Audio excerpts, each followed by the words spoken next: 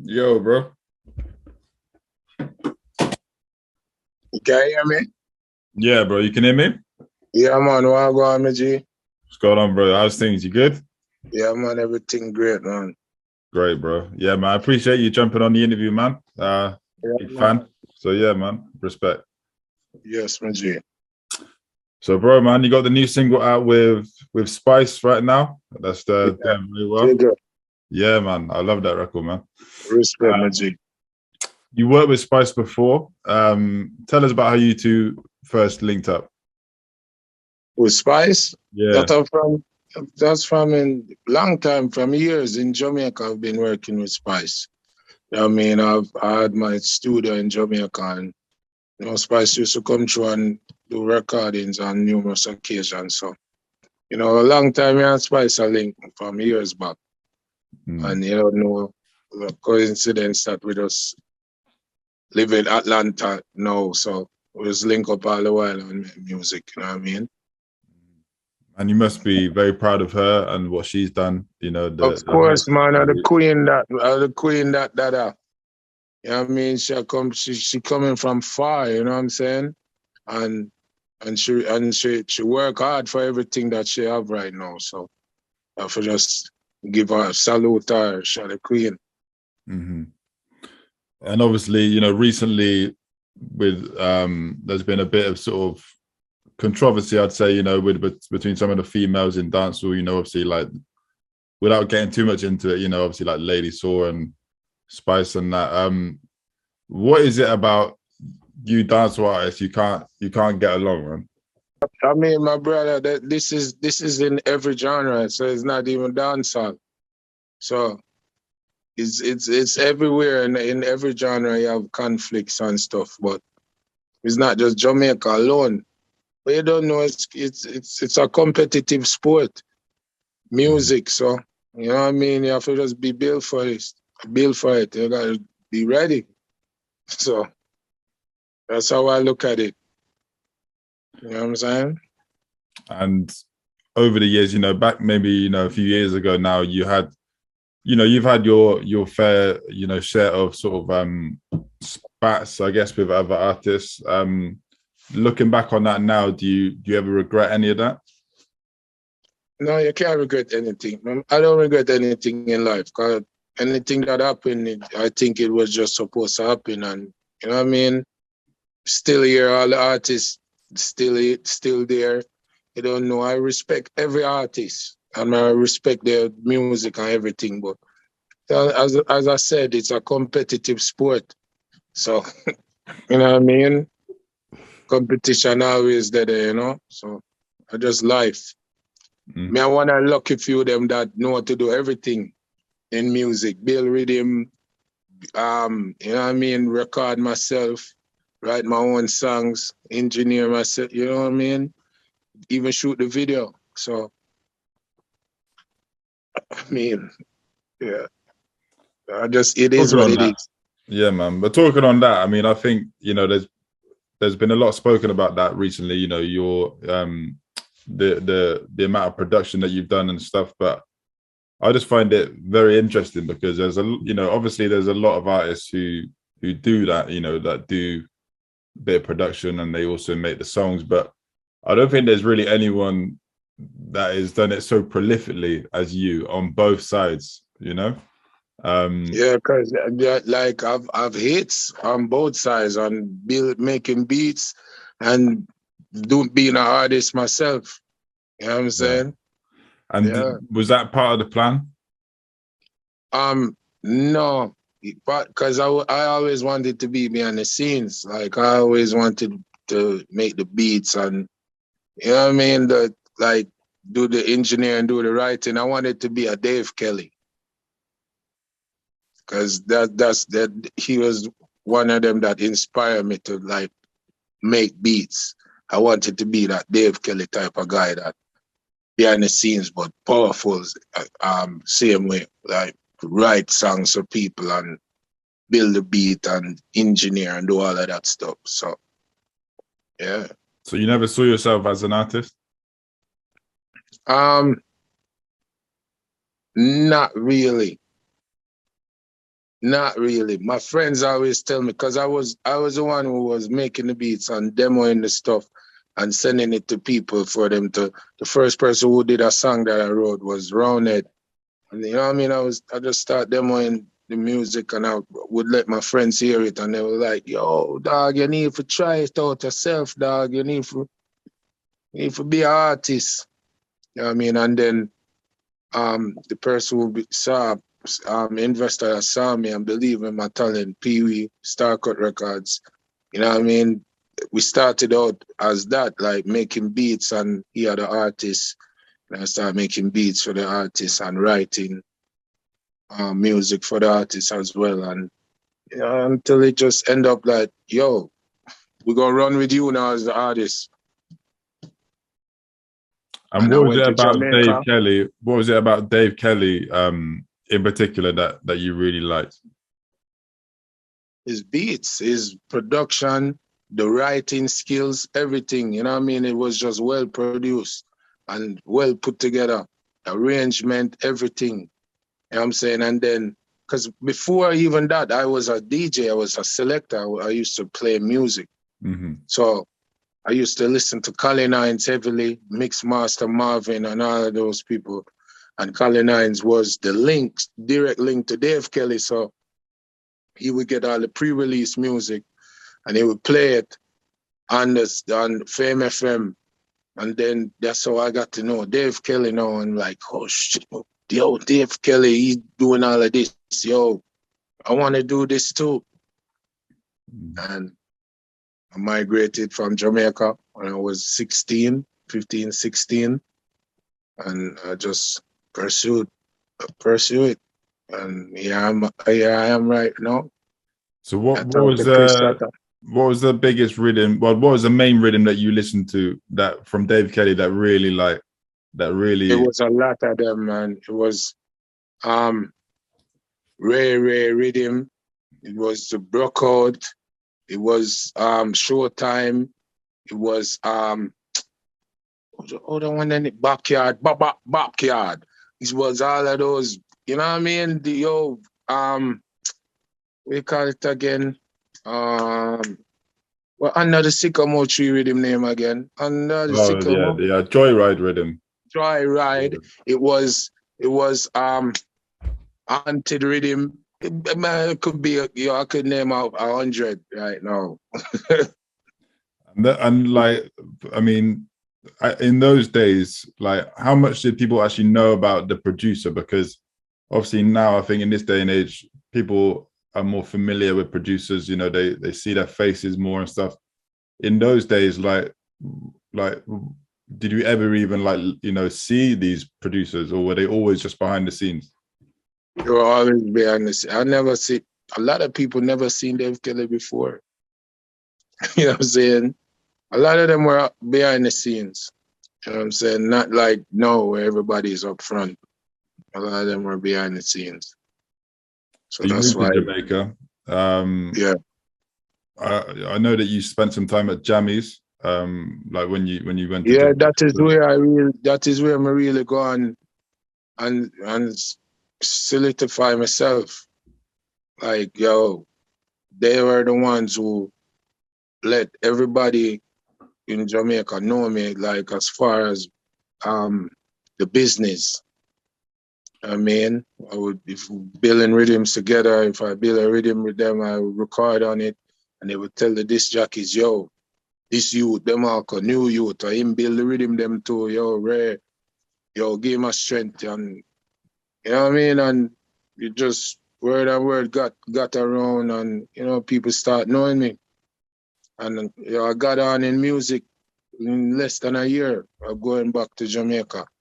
So how does a young 16-year-old, fresh from America, get into the, sort of get in the door at somewhere like Jammies? Because obviously Jammies, was, it's a legendary studio.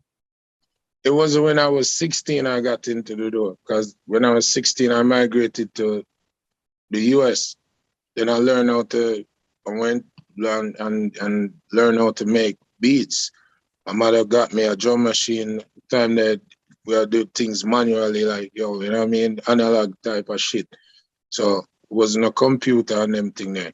I mean, I was using a computer, so my mother got me a MPC 2000. You know what I'm saying? And then start learning. I'm going to buy my keyboard and I start learning and start perfect my craft.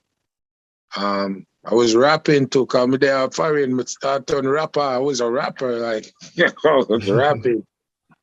You know, me and a youth named Stars, we even had an album, we're a duo. You know what I mean? Demarco and Stars, and we a rap album and all of this shit. So we just build my craft in America. I learn how to record myself, do all of these stuff in America. And then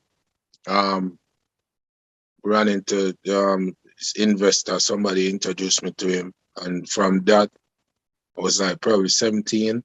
We'll start we're rocking from that till now.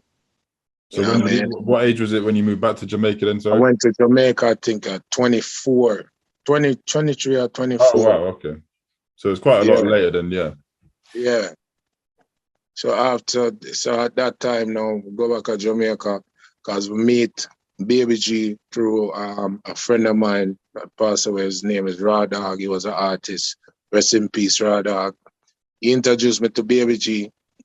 And Baby G was listening to my music and production and said, yo, you need to come to Jamaica in a youth. And he told me my label, Starcut Records, like, yo, you need to send him to Jamaica. And I said, yeah, man, we so send him, man. And then I wrote a song for Bounty Killer named Wild Reloaded. And Bounty was like, yo, Pee-wee, yo, the youth, yo, bad, yo, you need to send him a yard. Yo, him a got bust. Yo, send him now. And you know what I mean? People take him advice and then send me go to Jamaica. And when I go to Jamaica now, link up with Baby G and Baby G bring me around the Jammies and you know what I mean? Me and Jam 2, cause Baby G older than me, so me and Jam 2 kind of almost, you know, in here to age group. So me and Jam 2 start par more and me and him just start build with a rhythm and build rhythms with the Baby G. Then we start par with John, and then me and John get real close now. John and me done. Start build with a rhythms, like shootout rhythm for John. And me build a mission rhythm for Baby G. You know what I'm saying? A whole heap of work. So when you're making these rhythms for the producers, like what impact are they? What influence are they having on the session? Like what's their sort of role in the studio? I mean, Baby G them is a man where him know what he wants. So if me play something now and say, yeah, I like that, yeah, keep that. I mean, I will play the things them and just get everything. John stays so to him. John, crazy in I made it. John have a whole heap of ideas in I made. So, you know what I mean? Just help them get it out. So were they doing any of the physical, like beat making themselves? No. Okay. So Jam 2 does. But the mission rhythm, me build everything myself. Like shootout rhythm, me build everything myself. Most of them are me build them myself. Do you feel like the beat makers get enough credit? Because you know, usually it would be the producer's name on the record. I don't feel like that. Because in America in America is a total different thing, you know. Like if it was in America, I would be the producer and Baby G would be the executive producer. Right. But in Jamaica, they have it as Baby G would be the producer and I am the musician. Mm-hmm. You understand? So in America, it's different from Jamaica. And there's a lot of producers who, you know, maybe I didn't realize until recently that actually didn't make many of the beats. You know what I mean? Like, TJ Records is another one. Yeah, but it's TJ, him know what he want here.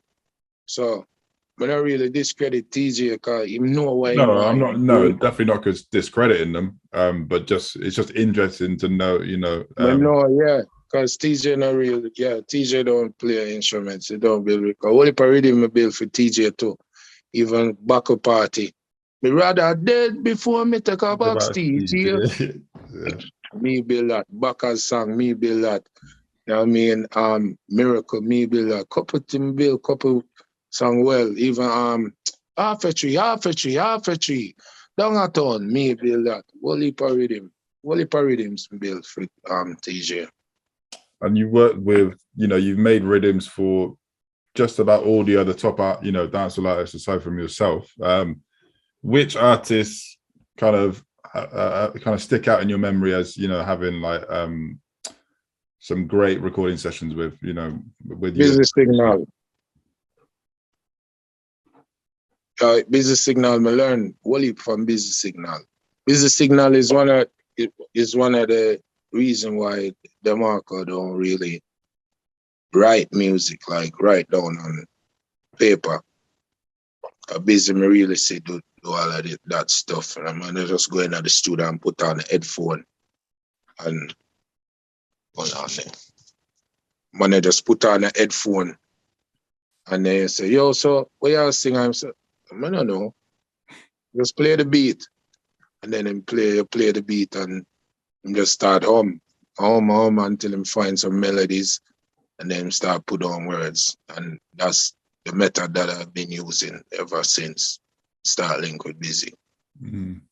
I don't know what the hell I'm gonna do. When I hear a rhythm, I just put it in Pro Tools, put on the headphone and start hum about cancus.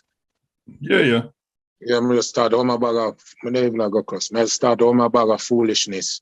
And then when me hear the melodies where I like, I say yes, I save this and then start put words. And then when we say a couple words, I say, okay, so this is the concept. Them just start right to the concept. You know what I mean? So Busy, one of the baddest artists, them melody wise and delivery and everything there. So what was the first song that you produced for Busy? The song Wine Pon the Edge. No. Quint it. You know what I mean? That was a big song as well. Big song. I may build me produce for Shane Brown the Warning. Okay. Yeah. One money don't change. And I may build Who's Calling Me from an Unknown Number. Wally Pat and the one I have one with Michael Rose. I was born under the clock.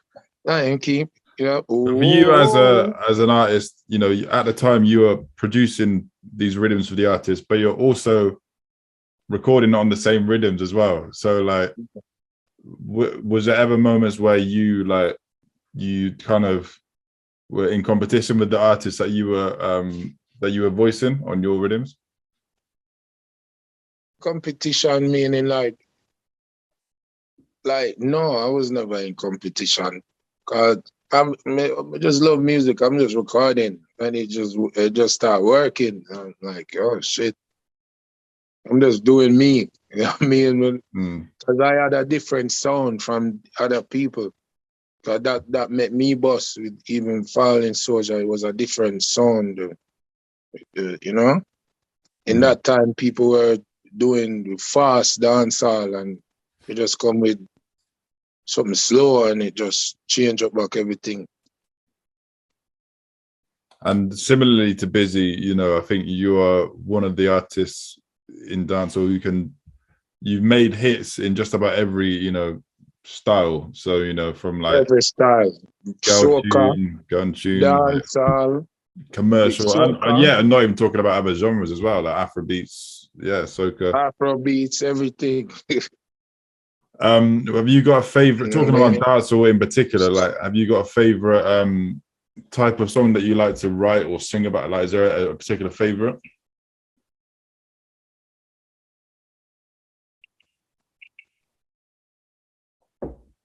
Yeah. The internet a break up.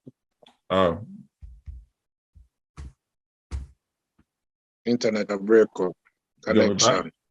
Any better now? Your connection good? All right, it's okay on my side, yeah.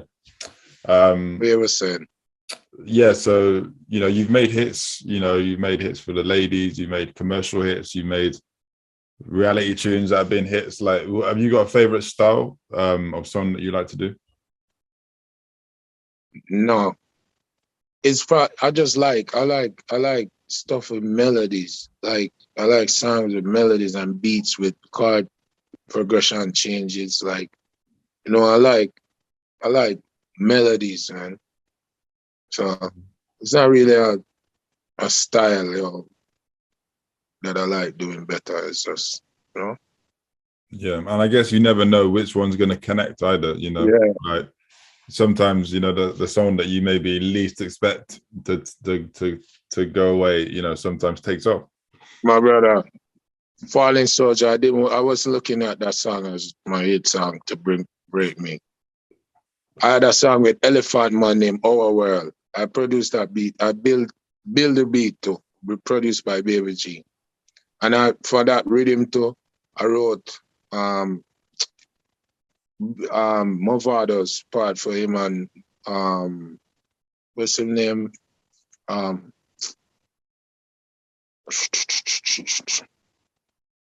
You know that rhythm? Oh, some pussies are living it.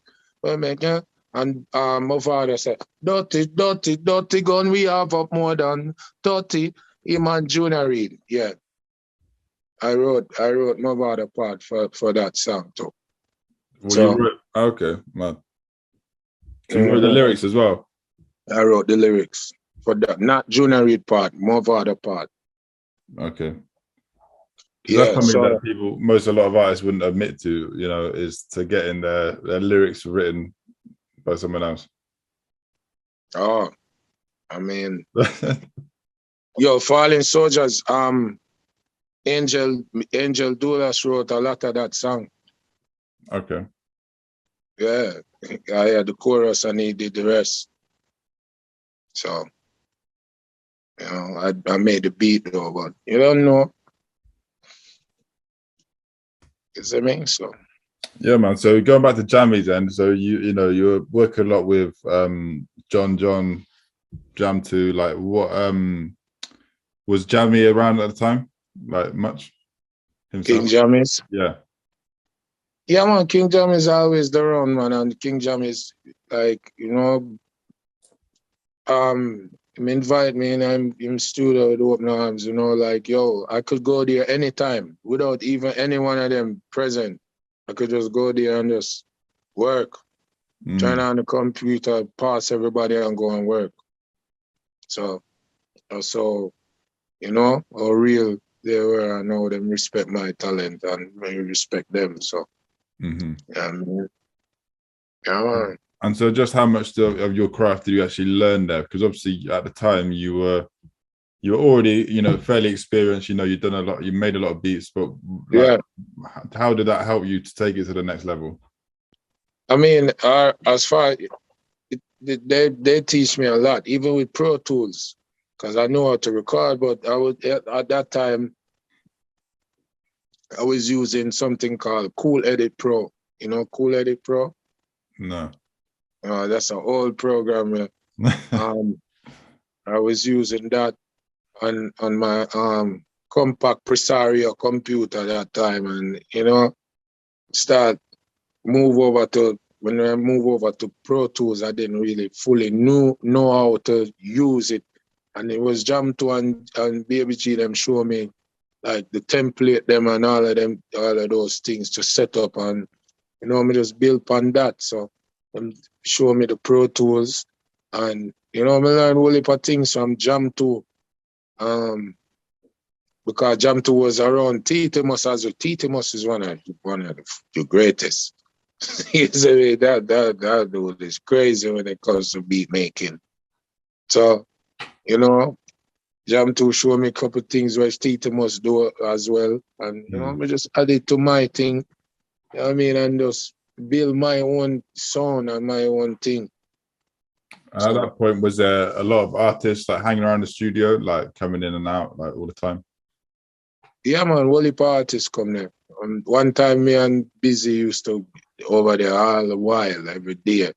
We used to party John, me, Busy and John every day. We are cook food, we are build, we ready, we are make song. You know what I mean? We are a whole heap of people there over there, man. Then there's nothing, me never boss yet as an artist. And we just over there vibe and I make rhythm every day, me over there every day. I want to show you, say, when Fallen Soldier bus, me don't even didn't know some bus. Me still there, Jammies broke like that. Yeah, dog. Was a dub play session. A man come to me and say, yo, you're rich. Fallen Soldier. We have 100 Japanese right now. I said, what? When me done sing, brother, money pile up. We go home, marvel. I'm telling me, I'm looking be a mother. Yo, take the Kyle and I give her one slap with it and she sleep with the Kyle money. She get up and see the money and say, Demar! So much money, but I'm a boss. So how soon after the release of Fallen Soldier was that then that you started getting that money? Yeah, bro. After that, money never stopped coming in my pocket up until now. That's crazy, man. Bro, I was making $1 million a day, off of just dub plate. That's crazy, man. Yo, I was making money, man. We just get up one day like, yo, I want a bike. Let me just buy a bike. Because I can't even ride the bike. I bought a brand new bike. Got on it, just fell off. Yo, I didn't go back on it again. I was just doing crazy shit, man. So looking back to the Fallen Soldier days, and like the early days, like do you like miss those times at all? Yeah, yes, because I would have done things different. I would have done things different, and I would be more.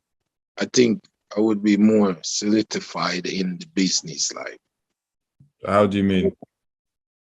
If it's like certain stuff I wasn't doing, it's a lot. I wasn't really in reinvesting my money in my talent, in me. Just like how I know now, and may I invest money into my talent, and I have all type of equipment, studios, everything. You know what I mean? I could get up right now and shoot a music video for myself. You know what I mean? I can have a studio right now. I didn't have none of that stuff for myself. So I think that would propel my music even further. I mean, investing in myself, like more promotion, a whole lot of stuff that I wasn't, and I was carefree. I didn't even have an image at the time. So me look like a jerky with the yeah. Well, we just bust down. We look like my work, one my office. Like office youth. No image, nothing. So did you have no one around you? Did you have no like elder artists around you that were sort of guiding you on this? No. So it's a whole lot of things that I would change, but you don't know when I regret nothing. I just say it go. A life. Yeah, and I mean, over the years, you have had the hit songs, and you have remained relevant. Like, what would you say is the biggest thing that you've learned, and aside from that, about music in that time? You need to know the business. As an artist, you need to learn the business. You need to know about a lot of stuff in the music business. You know what I'm saying? Dub plate and show money is not all. You know what I'm saying? You need to know about your publishing, you need to know about your mechanicals, you need to know about stuff like your what you call it, sound exchange. You need to know about your ASCAP or your BMI or whoever you sign up with. You need to know all of those stuff. I wasn't educated on that part. Mm-hmm. So all me I just look on is the dub plate and the show money. But never know, say, yo, a whole other part over there which even can bring a bigger money than all of that. Mm-hmm. Is that something that is I think that, you know, that's part of the maturing, isn't it, though, as an artist, is kind of when you're young, you know, you can maybe get carried away by the fame and being, you know, successful, that you forget to look at the bigger picture, maybe. Yeah, but a lot of people, it's not even that, yeah, because coming from humble beginnings is like you don't really know. A lot of artists even know they don't know because they don't have the knowledge. Enough of them they even did finish school, enough of them, so we don't really know what to do or whatever. But we gotta tell a young artist right now, get you an entertainment lawyer, go up on YouTube, and YouTube is the biggest college. Go on YouTube and type in all of the stuff that you want to know, and it's there for you. Go and learn it. Mm-hmm. That me do, I come to America 2017 and sit down and wait because certain circumstances me there sort out my citizenship, so I had to sit down for a while and get eligible to file. So that's why I take on myself for a while and sort out my citizenship. But in that time now I was just on the internet heavy, like researching stuff. You know what I mean? The publishing, all of that stuff. So I have my record label now, sign myself to my label, sign myself to publishing. You know what I mean? It's a whole lot of different things I learn, you know what I mean? And even the artists them know, you know, what advice me that try to tell them, the younger artists them know, make some music, man, where I go play upon Sirius XM and them place them. Because enough people don't know, but don't even know if you know, that one play on Sirius XM is $40. Right. Okay. $40 on one play. So imagine if you have a song we get up on Sirius XM radio. We big. Cause trust me, me have songs where I play upon it and me I see some check come, me I say, Ross, oh shit. One song? Oh fuck. But can you as an artist, can you consciously make a song that you know is going to be featured on that, or is that like how do you go about making a song that is going to be played on that radio station? Just don't talk about killing. Yo, just talk about fun stuff. Yo, talk about love. You know what I mean? And sing it and sing the chorus in English. And then the verses, you do whatever you want. Do whatever the hell you want. And put two like English word in your verses. But the chorus, make it so people can sing it. And It's simple. It's simple as that. That's crazy. And have a nice beat. It's simple. It's so simple. Mm-hmm. So is that something, you know, have you been actively like mentoring any younger artists then, like in recent times? No, I mean, if I say an artist will listen to me, a younger artist, and him want the knowledge, I would tell him. I would tell him what, you know, what I think. You know what I mean? I'm not tell him say that's the right thing either. What I think and what worked for me. I tell him what worked for me. So it might not necessarily work for him, but I'm just passing on the information. Mm-hmm. Like, yo, you can do that, you know.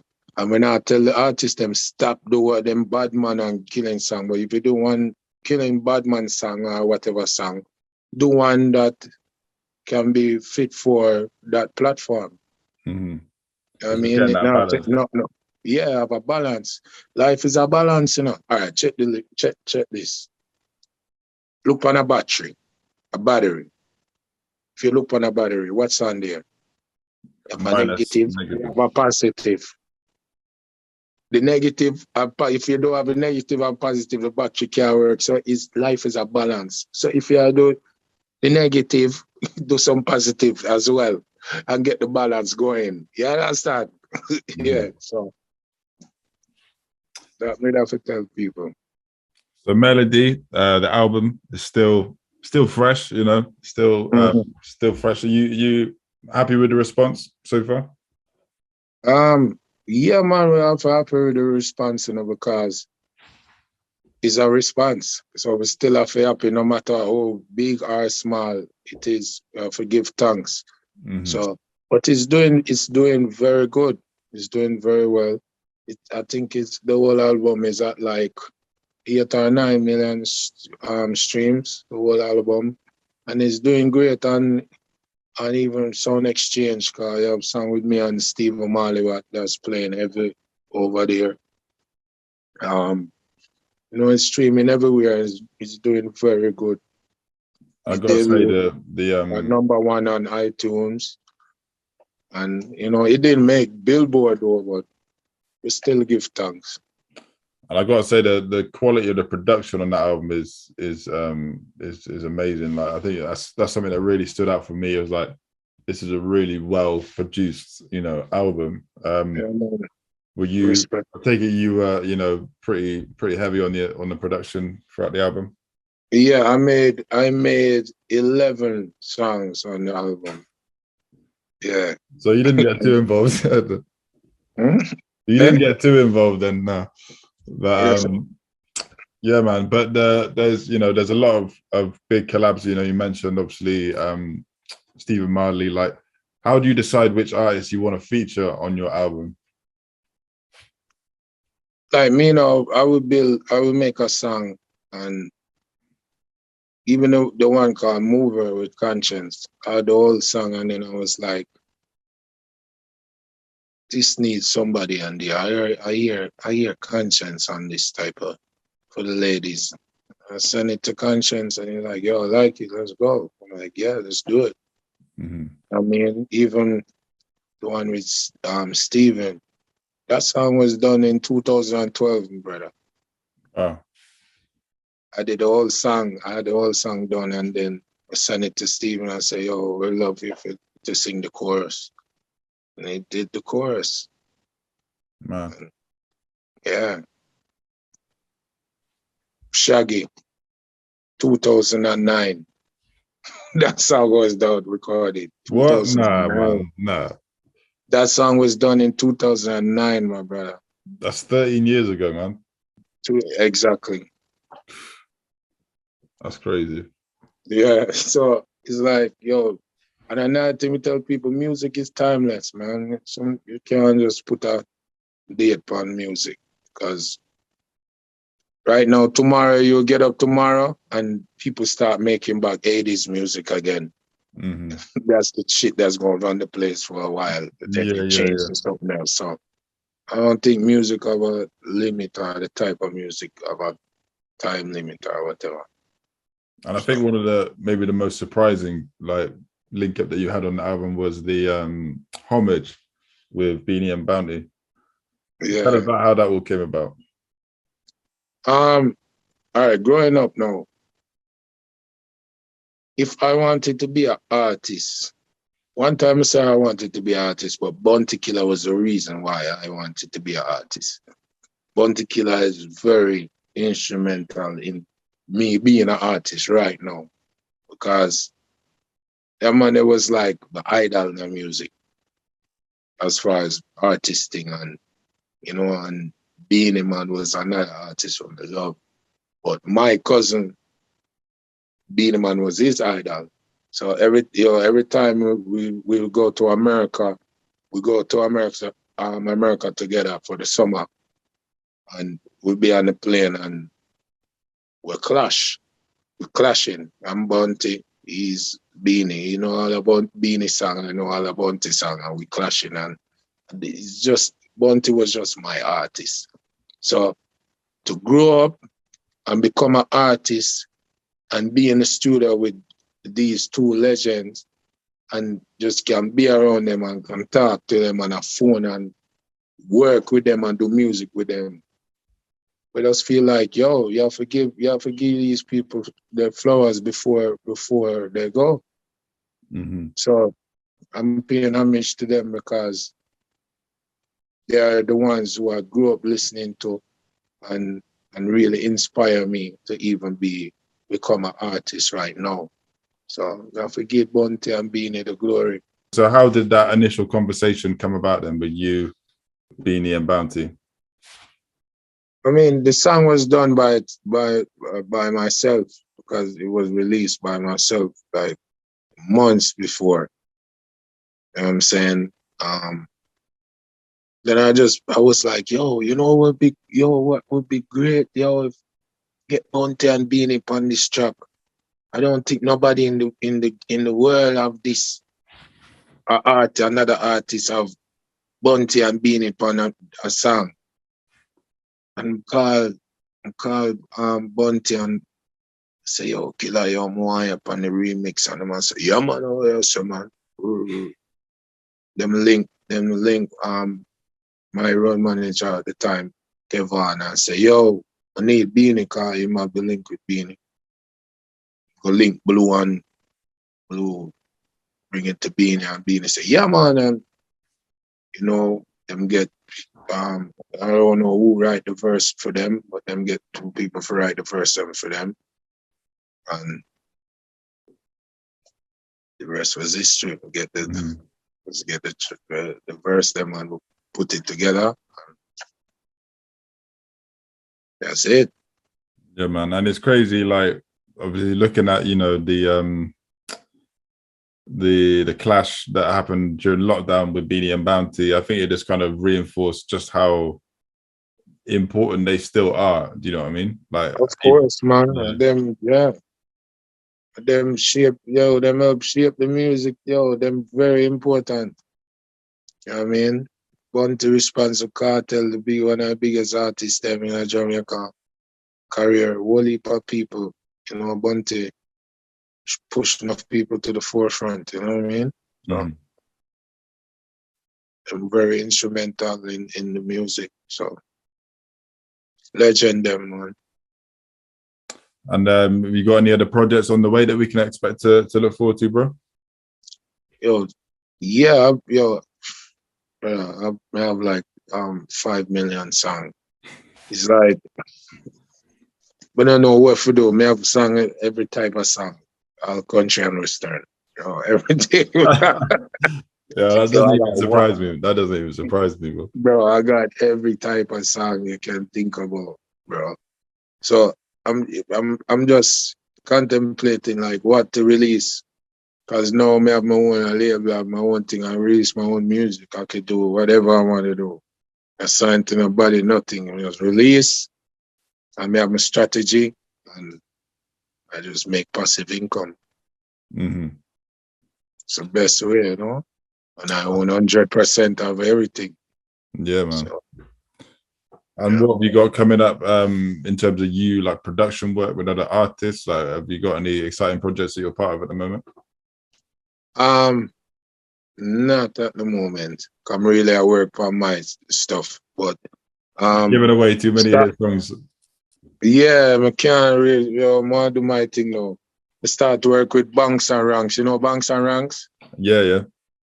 Yeah, I start do some production, some work with them, and it's going good so far. Man, them said, no, star, that youth are, man, I was a bumper clock, dog, you're impossible. Because the man, them said both 8 rhythm and get probably like seven songs, probably like 2 days. Work fast, Yeah, that's one thing I've definitely realized about you is that you are very efficient, when it comes to all sides of the music. Yeah, man, showing me excited and me feel, I work with people who are like, yo, give me that vibe there that I know talented and I like working with talented people. It give me a drive, like, to go hard. Mhm. So just prove to them, like, yo, I could do an album in 1 week, man. Yes, bro. You Because could probably do two. yeah, You could probably do like 2 albums in a week with all the songs. yeah, of course. Easy with ease, man. I mean, it's easy, man. It's easy. I love music. Music is everything to me, bro. Man.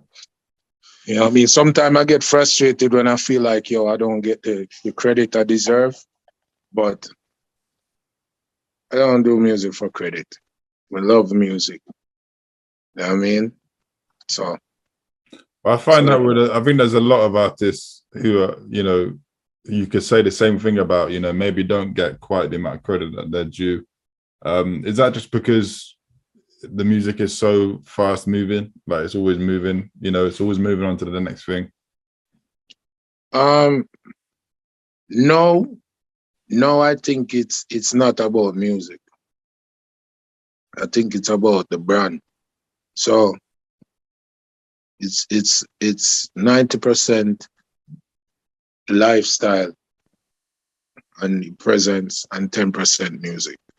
Because if you're not posting every day for a million posts, and if you're not on the social media, if you're not showing them the lifestyle, if you're not doing all of these things, you're going to be left in the dark. So right now, the kids are buying into the artist. And then if the artist is interesting, then they go to the music. So it's like you have to show them you first and they have to like you and then they start to tap into your sound. You know what I mean? So you have to give them hype. That's how I feel it is right now. And if you don't, you know, and if you don't subscribe to that, then as an artist, then you're gonna be in the background. Trouble. And then the way our music is now with social media, it's so quick. It's the fans, their attention span is very limited. So you have to keep on feeding them with music over and over again, as they're gonna leave you and go over to our next side right now. Like, yo, you Demarco, or well, I like you, but you're not giving me enough music. I'm over here. I'm gone over there. So you have to keep on feeding them with content and music video, visuals, all of that stuff. Not even just the music, visuals they want to see. Mm-hmm. So it's more of a, you know. Does that social media aspect and all that side of it for you, is that draining for you? Like, do you ever very find that draining for me. I don't want to do it. I think if I was keeping up and doing that, I would be like, yo, top 5. But I cannot. I can't do it. I come to lyrics, them no better than me. Yo, come to melody, them no better than me. When it come to billing, reading, everything, I could do it all. You know what I'm saying? But I can't deal with this. As I said, when I start out, I was the person that wanted to be behind the scenes. So generally, I'm not that. I can't be outspoken and, jovial and people laugh and rare, but I don't really mean. When I do it, come like I push myself hard for do everything out. It's not authentic. Yeah. Huh? It's almost not authentic. Yes, exactly. I'm the laid back type. But it look like, I don't know. If we're gonna start, show out and go out with beer things. Well, I don't think it's necessary. I think it depends on the audience you're trying to get though, because I think that maybe the more mature audience, they don't really care for all the online antics, they just care about the music. The music, yeah. So I guess it's just trying to decide who you're trying to attract, I guess. Exactly. Yeah, the age group. Yeah. But I them I stream the music more now, right? True. So I don't know, man. Yo, I see big grown artists out there, older artists out there. They try to keep up with the social media. So I don't know, man. I probably got to tap into it. I don't know. I love music. I don't want music run left me, you know. Mm-hmm. Even though I can go over the production side and just go and chill. Why don't you do that then? Why don't you just stay behind the scenes and start making hits for the big hits for other artists? I mean, I start doing. That's what I was thinking about. Start doing like do that eventually. As eventually, me I go do that. Come now, want to be a 60-year-old and them think they be an artist same way I do music. I don't know. I'll probably be behind the scenes making beats, and you know what I mean. I'm slowly transitioning into filmmaking because I got every camera known to man to make films. So that's what I do. Which camera you use to do your thing? Yeah, Freestyle. sure. Yeah. I don't actually know. It's I have a cameraman who does that for me. Oh, you don't know no, but you need to know about that stuff. But Man. I can edit. I can do the editing. So all the editing I do on Final Cut. So I do that all side of it, but I don't know about the filming side. I made my video them too, most of them too. Yeah, I feel like once you can do one creative thing, like if you can make beats, you can edit videos because it's the same principle, it's similar principles, isn't it? If I can engineer as well too, you can work on Final Cut. That's why Is there a danger of becoming like a jack of all trades? Yeah, it's a danger because it's too much. Sometimes it get overwhelming. You ever hear him say jack of all trades, master of none? Yeah. Yeah. And I feel like that's one of my downfall as well. I always want to do everything and then I don't end up finishing. Like even I started a series on YouTube called Demarco on the beat, where I would make the beat live and show them how I create my beat, and I would even do a song live on there from scratch, because that's where I did the song with me and Chronic Law. It's on there right now. It's documented on there from nothing to that song. Even though you're gone and your memories still live on. That's where I did the song. Everybody, I was there, the audience there, see me create the beat, they see me make the song from scratch. You just really want to show off your skills. You just want to show off that you can do everything. Yeah.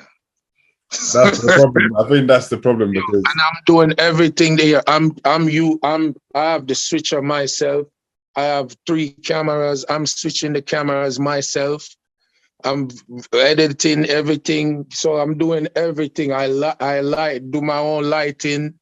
I'm putting up the lower thirds on the screen and making the beat and talking. I think the general public, like obviously the people like me who are really into music, you know, we love that because we can really appreciate the talent and we can see that, you know, we respect that. But I think the general listener, they don't know that shit. They don't. But they don't know. They might not know, but they might not even care. You know. They don't care.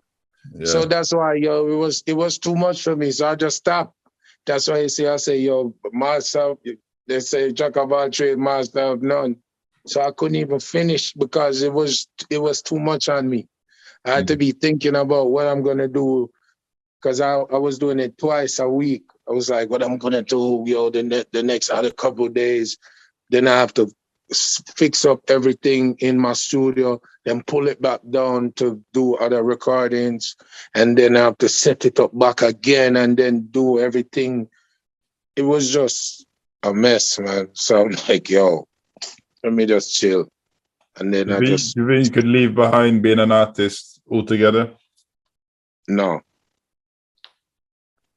I don't know. When I'm like probably... Oh, you said 60, yeah. Yeah. I guess you want to, make the most out of your potential as an artist and then, get the checks from production. Exactly. All right, bro. Well, keep up all the good work. We look forward to hearing the next few records that are coming out, man. What's the next one that's dropping? I think I'm gonna drop a gangster song, you know. One of them gangster songs called No Remorse. Mad. I'm gonna shoot a video for it. I just got back the mix. I just start me out. I start mixing my music now. I use Simpac. You know what I mean? So you've got that's gonna come out next. And you know, I have one, as I said, I have a million songs come out. We need to do Chris Satta in the booth, the Come on, man. freestyle. Of course, bro. That would be amazing. Yeah, you know what I mean?